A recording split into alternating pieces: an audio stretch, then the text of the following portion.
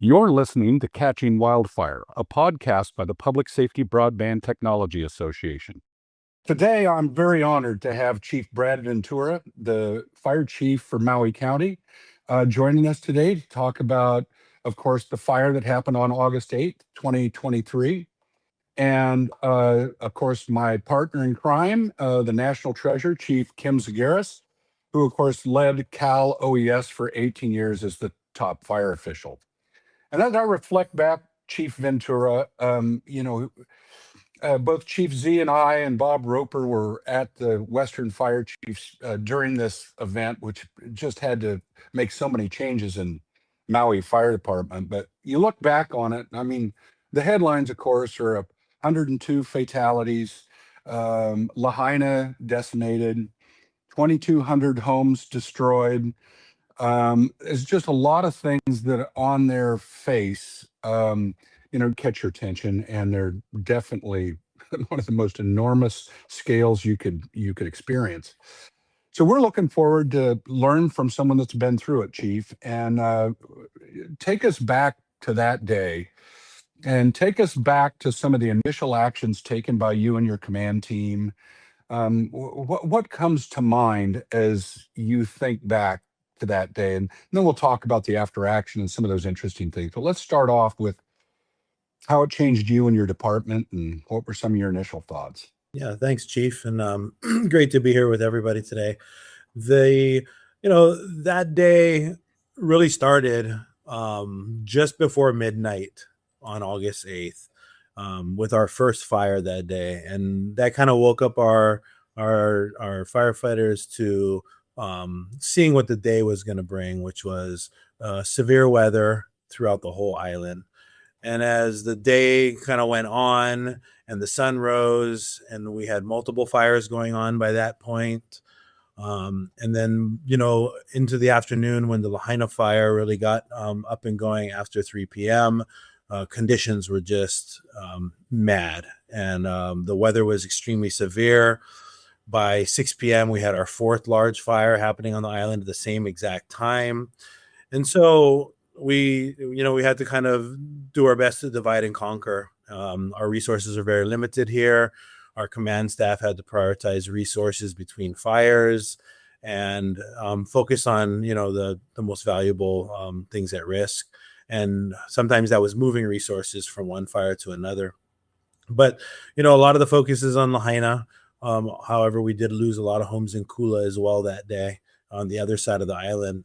But in Lahaina in particular, it was a tough day to deal with such an extreme situation with such a shortage of resources on our island.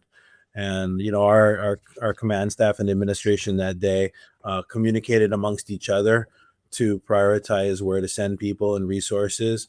But when you're faced with that type of fire and that type of environment, no resources on this island would ever have been enough. So we were faced with that. It seems like that on so many of these fires, Chief, that especially the big ones, right? They get a certain amount of momentum, and no responsible incident commander is going to put crews in front of it.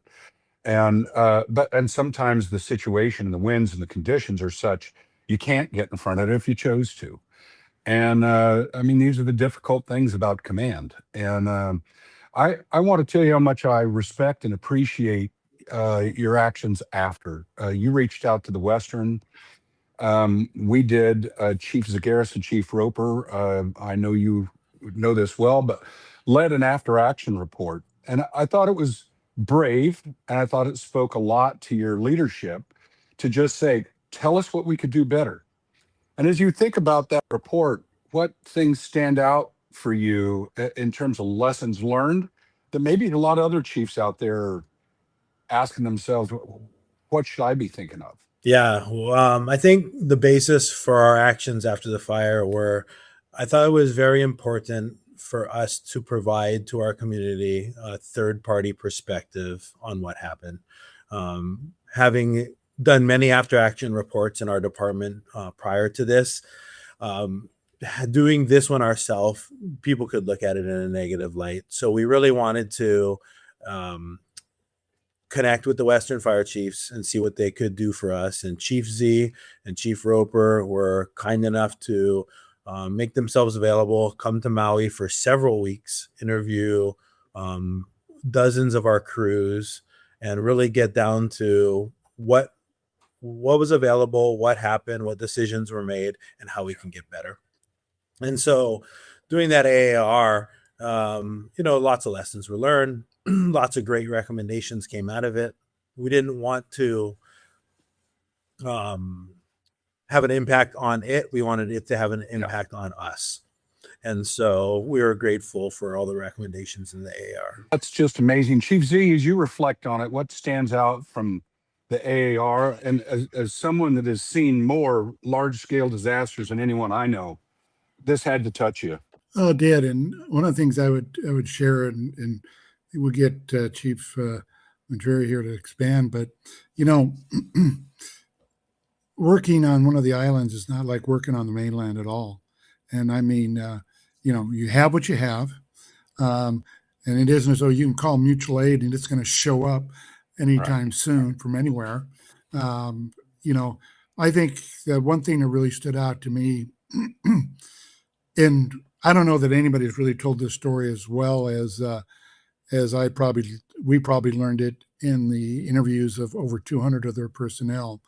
But I tell you, the commitment, the bravery, the heroic actions that their folks and everyone did during that time. It's one thing to fight fire and you've got a fire engine and hose and water and everything. It's a whole other thing that when you may have an engine, but there's no water in the hydrants. You've got what you've got, but you've got all these people that need to be evacuated. And time again, I don't know that story is really be ever untold. In fact, one of the interviews we did was with the one engine company that actually had one of their people had to be medically transported out of there. It was actually his first day back, and go from a seasoned individual to actually meeting with firefighters right out of the academy. I think is how they work together, the teamwork, the support, and like I said, I always thought that that the entire Maui Fire Department should have been given a accommodation or an award for all that they did to save as many people as they could, and I think we all know that just losing one person is bad enough, but 102 is tough. And I think again, being in those stations, and at first, some people are very open and others were kind of reprehend, oh, wait a minute, what do you hear? What are we going to do? And but once we started sitting down with the crews and even the command staff, they opened up, and it was amazing. In fact, I can't tell you just how much they impacted. To me, it was kind of like when I was in Oklahoma City with the bombing there, and the people we removed and all the people we dealt with. I mean, I'll tell you, just meeting with Chief Ventura early on, and we'd regularly meet with him and give an update and how open he was to what he was hearing and where he wanted the report to go. So he says, hey, I need a report that tells a story, but on the other end can help us go in places we can't get to right now and identify what some of our shortcomings may be, and at the same time emphasizing what some of our good points are. So I mean, again, what the hospitality and the way they opened their arms to working with us and sharing with us was just unbelievable. Chief Ventura, you have to be proud of your people. And how are they doing, Chief? How's your department doing?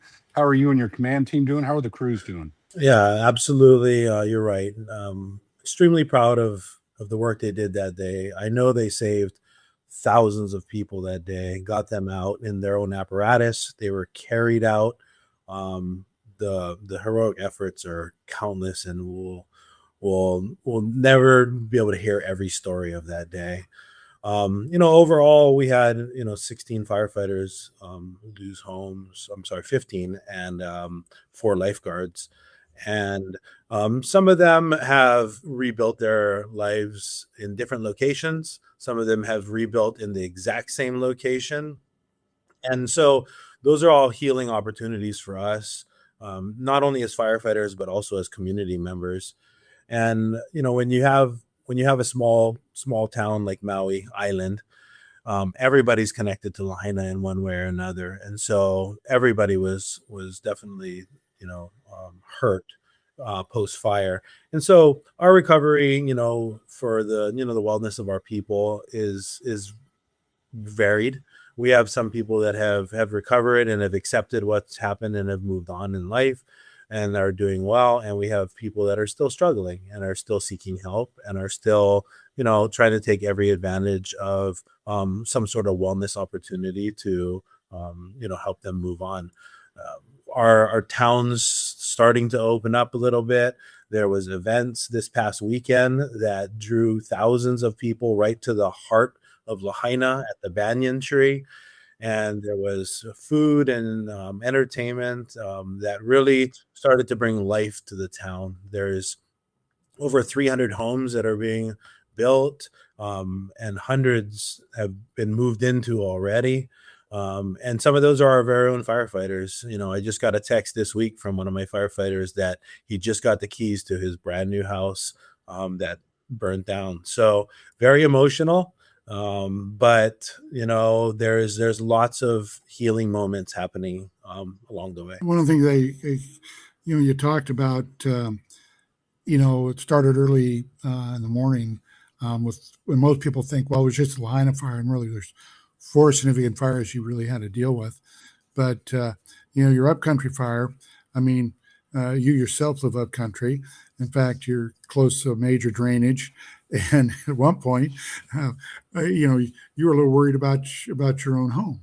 Yeah, ironically, the Kula fire burned right through my backyard in my neighborhood. But I was very fortunate to only have had some repairable damage to my home. But in my neighborhood, 2 houses did burn down, and just up the street, a quarter mile and a half mile, another dozen houses burned down. So it was a very small area, but because it was in a drainage and in a ravine with that high wind event that we had that day, it was basically like a flame torch coming down that gulch. And JJ, I'd have to tell you, we're talking about a major drainage, and full of vegetation. And as that thing, like any good fire, you get some heat in there and it starts drying things out. Boy, I'll tell you, unbelievable. And the response times just for for upcountry is considerably different from being down in line or anywhere else in around the inner city. And you get there and you have one engine. It's like the resources are too thin.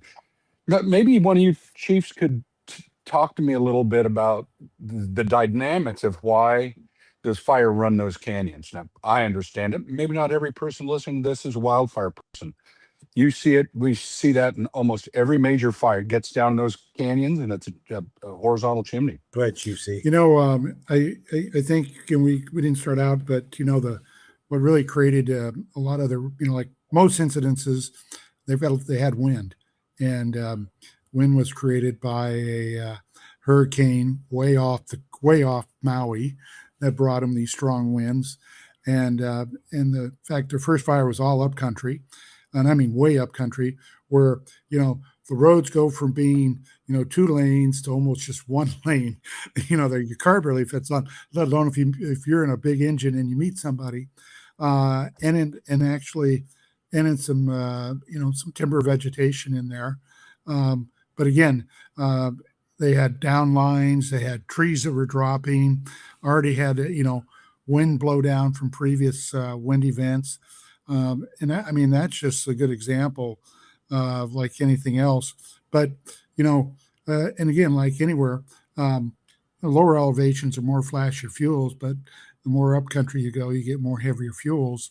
And I think that, what most people don't know is that, Maui's was already dry. They're already experiencing some conditions. And, most people, well, they don't have fires in Maui. And actually, the chief would tell you they actually have a lot more fires than you may think of.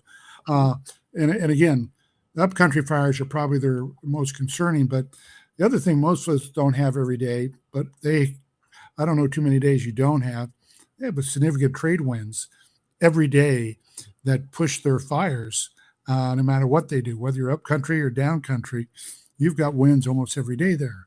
So it's just variable out there. And again, there are people, aren't just structure and wildland folks. They've got to deal with rescue and hazmat. They've got to deal with water rescues. They're a jack of all, master of none. And the camaraderie that they have and what they experience is really amazing. And again, they're struggling with, at the time they were struggling with, people being off, as well as, being able to hire new people to replace people that retired, just like anywhere else in the States. And again, but, I think one of the best parts of one of the things happened here is, fire starts at midnight. So the next day you actually had staff that was held on. You got new staff coming on. But as they started picking up fires and the magnitude of some things that were going on, more and more troops started, just showing up. Nobody had to call them. They just showed up, including retired firefighters.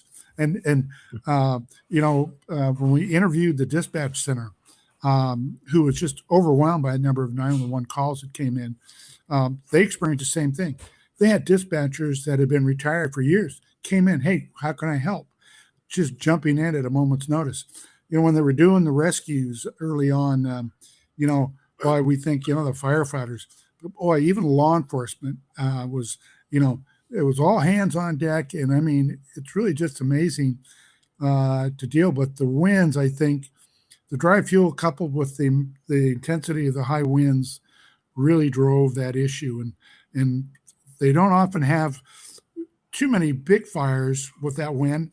But in the case where the Lahaina fire was itself, they had several years back that actually had a fire that burned up above that moved pretty quickly through that area where the old sugarcane fields were. Chief Ventura, he raises some good issues. How has this fire changed Maui Fire operationally, like equipment? What's some of the progress that you've made? I know you well enough to know you've taken this bad event and you've made good with it. Yeah, there was a lot of things that we had started in 2020, 2021 that really got a lot of momentum in 2023, and then they got a lot of financial support, and now we've been able to bring several initiatives full scale and into operations. We started our drone program prior to the fire, but since the fire, we've had good support, good funding, and we've expanded that program. It's very common for a fire station to have an engine, especially in our county. I know every station has an engine, obviously, but not every station has a brush truck or a wildland capable truck. And now we've added a brush truck to every engine in our county. And by the end of this year, almost all of them will be on island. So that's huge. We've added additional tankers, water tenders in our upcountry area, which historically wasn't thought of as a big wildfire risk. But now with the driving winds and stuff, the vegetation can dry up pretty quickly, and those fires can move through that brush and tree wooded area pretty quickly. So we've put another water tender up country, as well as in the Pili, which is on the west side of Maui, which is our predominantly dry side of the island. We've worked with a nonprofit organization who has been established for over 25 years in Hawaii, and they were based out of the Hawaii Island or Hawaii County the Big Island, and they've been working with us and solicited a lot of donations. With them, we're about to bring in a 3,500 gallon tanker. We've received 2 of the 3 smaller tankers from them. And by the end of this year, we're going to receive 5 brush trucks. And then also a pickup truck with a skid mount in it. So a lot of this stuff, really what you guys both touched on was, our resources are very limited and there's no mutual aid coming from off island. So we have to do our best to work with what's on island. And our Department of Forestry and Wildlife here has also received a lot of support in the last 3 years. And now they're able to help supplement some of our firefighting activity. And then all these apparatus that I just mentioned, they go into our relief fleet if we don't have rooms in the stations, and we can have surge capacity through our callback, policy and procedures. And that's really what's important, is to be able to create that surge capacity on island so that we can respond with all the resources that we have, both in the private and public sector. I think one of the interesting parts was they had people that just didn't have enough equipment there with the 4 fires when everything took off. So now they're going to have additional apparatus so they can bring in and surge up for staffing, kind of pre-position if they need to, and at the same time still have surge capacity still left in their system. But not the only thing that they've done. They brought in additional technology, and I know one of the recommendations was to look at an evacuation tool with law enforcement and emergency management. Yeah. And I think you're well underway there with that. The alert cameras came in. So, you've got some really good stuff.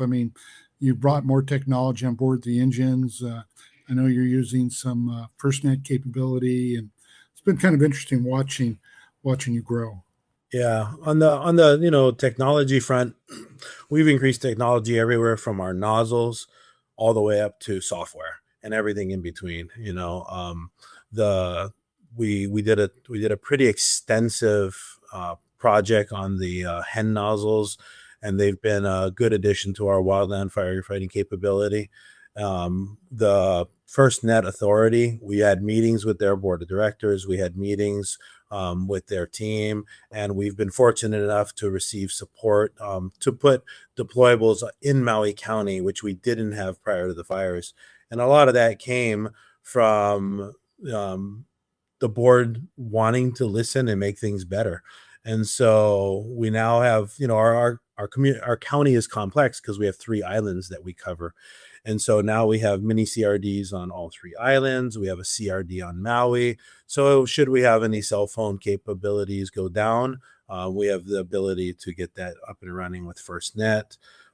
We've also transitioned a majority of our department cell devices to FirstNet. So now we can provide our own cell service through those deployables if we need to. So that's an addition. And then weather stations.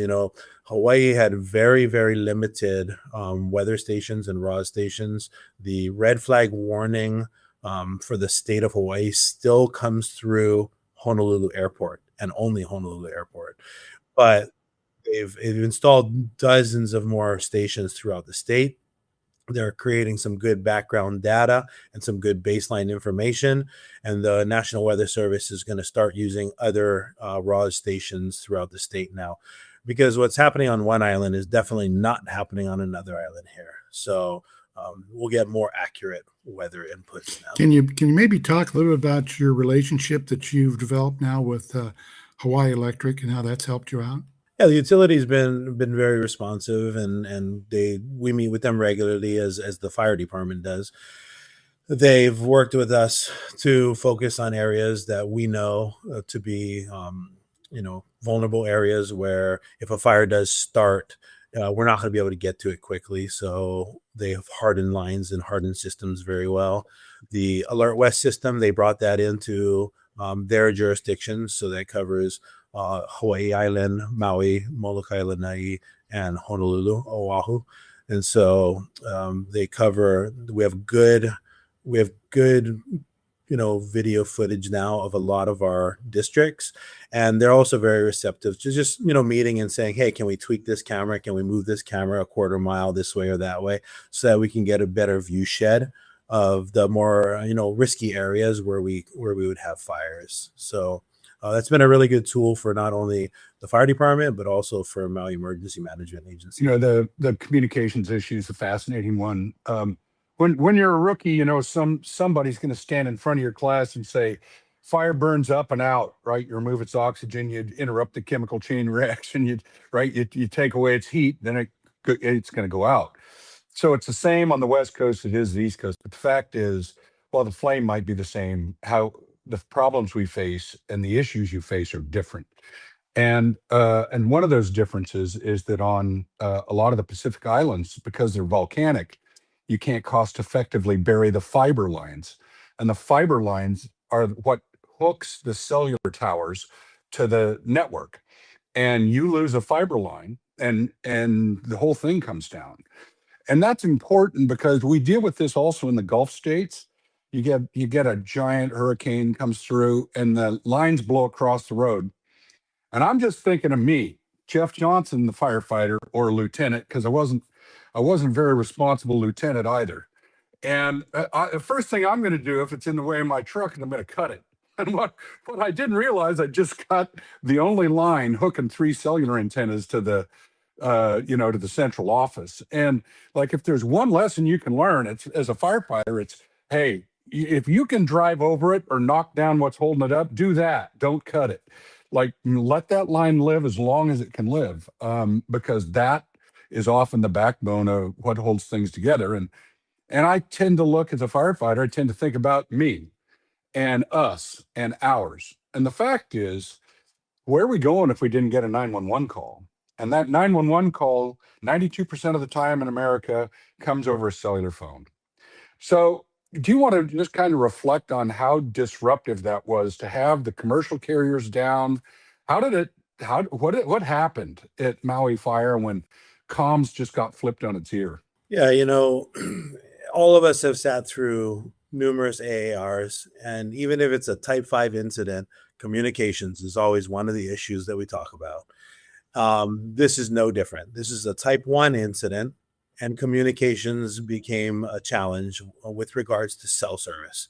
Fortunately, our P25 radio system withstood everything. Even though parts of it were damaged beyond repair, we were able to go to secondary and tertiary repeaters, and our comms through our radio system did survive. However, with the cell service down in that area, emergency managers aren't able to push out communications to the public. The public's not able to call for help. We're not able to have, phone-to-phone conversations, which are generally lengthier than a radio communication. So it definitely hampered, the activities and outcome of that fire, losing cell service. Do you know, Chief, have the islands required, as Hawaii as a state or Maui as a county, have they required the cellular companies to provide redundant paths, both wireless and fiber, and for their towers, and add battery and generator capacity so those things can maybe stay up longer? Has that been addressed? It's definitely a topic of conversation. I've heard it and I've been involved in those conversations. I'm not sure that it's reached the point of a law yet. It's just not my kind of arena, but we have mentioned to the carriers that we've met with, like, it's great to have this cell tower. When the power goes down, what's your life cycle? How long are you going to last? And if you are on a generator, how long is that fuel going to last?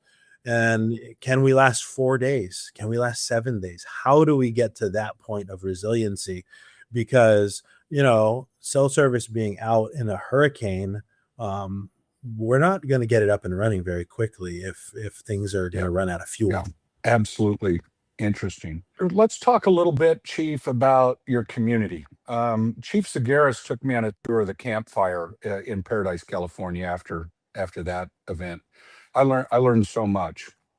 But what's really hung on beyond the fire lessons is the community. Like, it's not back to where it was. It's nowhere near where it was. And you disrupt the infrastructure that much, it's paralyzing in some regards.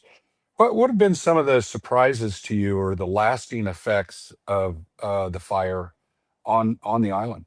Well, Lahaina is a close knit community. They are generationally connected to that community, and some of them all live in one home, 3-4 generations. It's not uncommon. And so I think one of the biggest fears is, what does the future of Lahaina look like to people? There's a lot of opinions. There's a lot of community meetings. There's a lot of input being taken. But at the end of the day, we're going to have to decide to build back in a certain way. And the community loves the history of Lahaina and where it's come from being the kingdom of Hawaii into where it is today. And I mean, the richness of that is kind of unexplainable to a lot of people in the nation. But one of the trucks that we just put into the service, for example, we named it Lele. And Lele is the name of Lahaina back when it was part of the Hawaiian kingdom. And so we look deep into our past and respect what's happened, before all of us were fortunate enough to walk the earth, what our ancestors did and how they built that community. And so there's a lot of desire to bring the old Lahaina back, because we have a clean slate, per se. But at the same time, there's laws, there's property ownership rights, there's all sorts of other things that may support and may conflict with that mission and that goal. So I think the community is engaged. The community is providing a ton of input so that we can move forward and rebuild our community in the best possible way. But at the end of the day, it will be rebuilt, and not everybody will agree or be happy. And that's why there's still angst in the community. Like, what is the future of our That seems interesting, right? Like, if you just took your hands off the wheel and let what happened happen, it wouldn't be hard to imagine major private equity funded developers coming in and just turning Lahaina into a sea of timeshares and condominiums, and then the locals don't have any place to live, and there's no place they can afford, and pretty soon you've displaced not only the historic nature of Lahaina, but you've completely ruined the economy that people that live and work there need. I can imagine those are interesting discussions in the community. Yeah, for sure. The focus has been on getting people back in their homes, and that's why the residential push has been the forefront effort in the last 2.5 years. And I think being on an island and seeing how far we've come, I think we've done pretty darn good. But now is the commercial area. We need to reinvigorate the businesses so that people can have jobs, so that people can live and work in the same community. And so now we're turning to that sector of the rebuild. Chief Ventura and I have talked over time, but most people, we need something. Hey, we just go down to the hardware store, go down to the local lumber yard, or one of the big box stores, get what you need.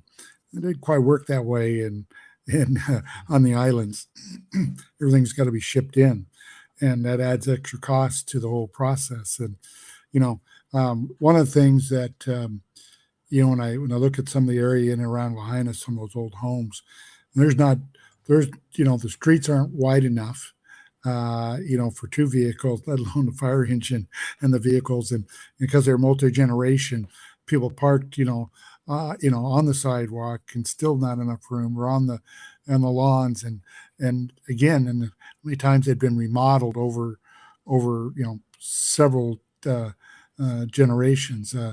It's really an interesting process. I always think back to Oakland Hills, and when some of the people there in the Oakland Hills who had views looking out into the bay, when their neighbors rebuilt across the street, well, they didn't they built a much larger 2-story house, so now you don't have a view of the bay anymore because your neighbor built much bigger and larger than you. But like I said, just can't imagine. When Chief Ventura and I talk, is getting through the permitting process, getting through your insurance companies, and that whole process, let alone planning commission and being able to do what you want. And then, I think shortly after fires, they actually did have people coming in there trying to buy up, the lots that were left. There's been some effort from outsiders to do that, and our governor put in some pretty early guards to protect the land and keep it in the right hands, and so that was good. But I'd say, from a fire department perspective, one of the interesting things that has happened in the last few years is our Fire Prevention Bureau has had to really work hard to educate people that want to build back faster and not necessarily safer. I keep telling them we can build back fast or safe, but hard to build both, because the fire department's always going to ask for water supply and access. And that means infrastructure needs to be bigger, wider, greater. But if you're just allowing people to put more and more homes on small lots, which we are allowing, we're increasing density, we're increasing risk. And so, yes, people are going to get home sooner, but they're going to be at another high-risk situation when they're living in those homes. And so we've been very clear with our policymakers that, we will, it's not necessarily against the fire code, but it adds risk to the community. Yeah. I've got to imagine that you put everything underground in some of those older communities these days. Some places they are, but it's hard to dig in Hawaii. Talk to me about transportation a bit, Chief. Chief Zagaris mentioned the Oakland Hills. I think it was Chief Lamont Ewell's first week on the job when that fire broke, and trucks were going up the hill and people were trying to get the heck out of there coming down. In Paradise, California, on the Camp Fire, they contraflowed all but one inbound lane. Everything was headed out, still didn't get everybody out. What was it like on the island for evacuation and transportation? And what lessons have we all learned from that? Yeah, that was obviously a tough one. Our event really could be categorized as a no-notice event, right? It went from the grass to the first structure in just 30-something minutes. And then it started jumping blocks, sometimes 4 or 5 blocks in just a matter of minutes. And so having a phased evacuation or having notifications of ready, set, and go and having people on warning, that was all out the window. It went from the fires happening to the homes are burning to instant gridlock. The roads are not built to absorb every car that's parked in a driveway. And so, that's what we faced. And this goes back to the public education point, right, that I talked about from the very beginning. We really have pushed and pushed and pushed with our community and they're engaged and they're listening, and that's amazing, to be prepared. And that means, hey, you don't get ready to evacuate when you smell smoke. You get ready to evacuate when it's drought season. And then and you have a plan. And for those of you that aren't able to drive because transportation is limited, have a plan with your neighbors. That's the great thing about Hawaii. We really do care about the few people that live around us and down the street. I know all my neighbors' names, what their dog looks like, what their kids look like. And that's the great thing about Hawaii, is that where the kupuna live. And if this happens again, people know who they have to go grab before they leave. So when everybody had to evacuate, things that they weren't educated at the time that hopefully they've learned since then are things like safe refuge areas, that idea of contraflow. Sometimes you have to self-contraflow out of a town. You don't have to wait for the police to create contraflow. You just got to go. And when I look back at what happened in the first 3 or 4 hours of that line of fire, everybody was following the rules. Everybody was waiting their turn to make a left turn at the light when the light turned green, kind of a thing. And it was gridlock. but people still had certain things that could have happened. There were certain areas of the town that were big open grass fields or big open gravel parking lots that are safe refuge areas where they could have gone to. It would have been very uncomfortable, but it probably would have been survivable.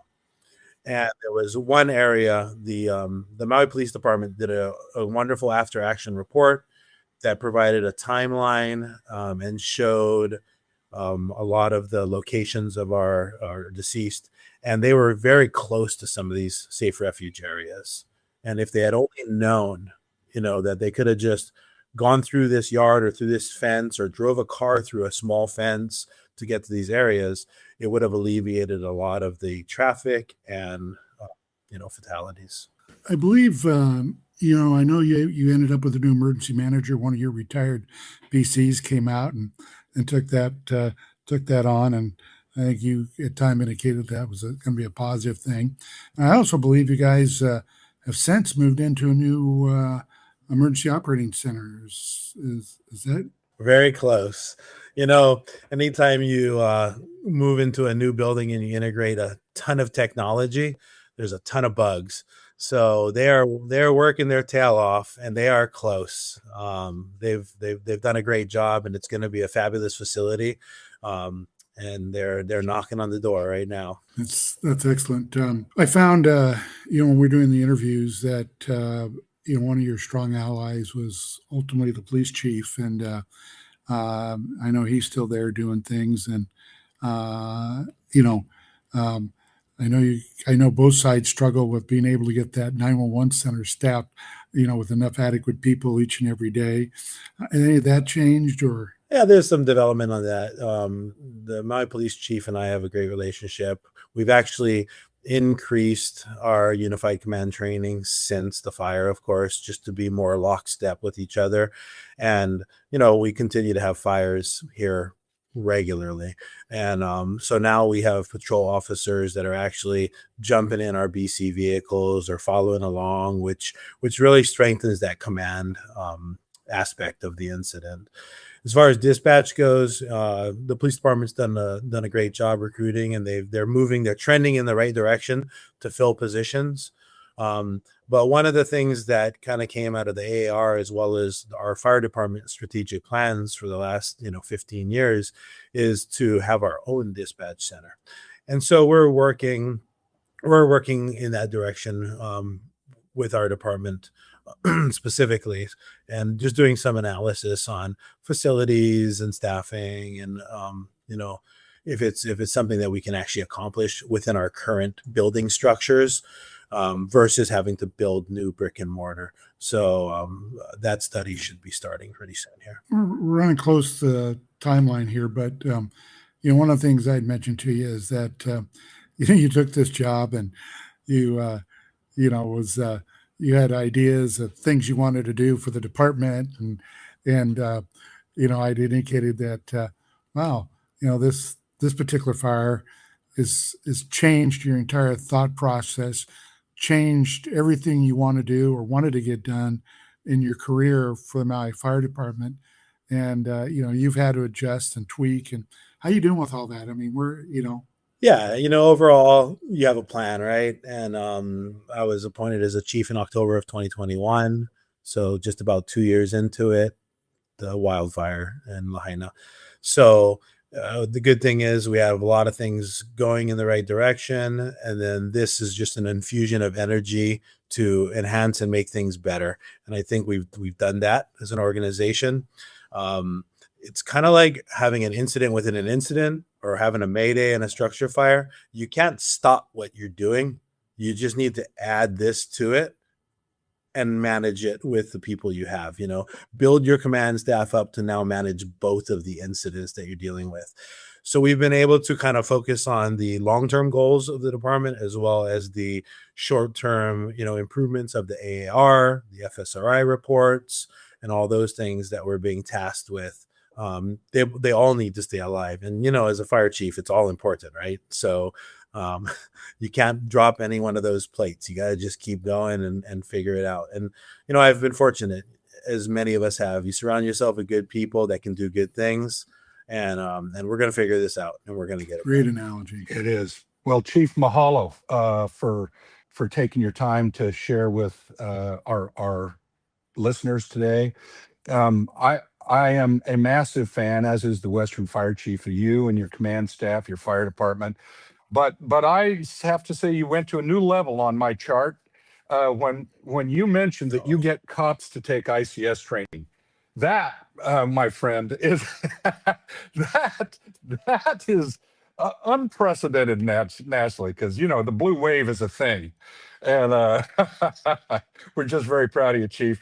So thank you for taking your time, Chief Zagaris. It's always a pleasure. I learned so much, and I'd like to thank our listeners for participating in another episode of Catching Wildfire, and thank you for supporting the Western Fire Chiefs. So until we meet again, Aloha, everybody. thank you, guys.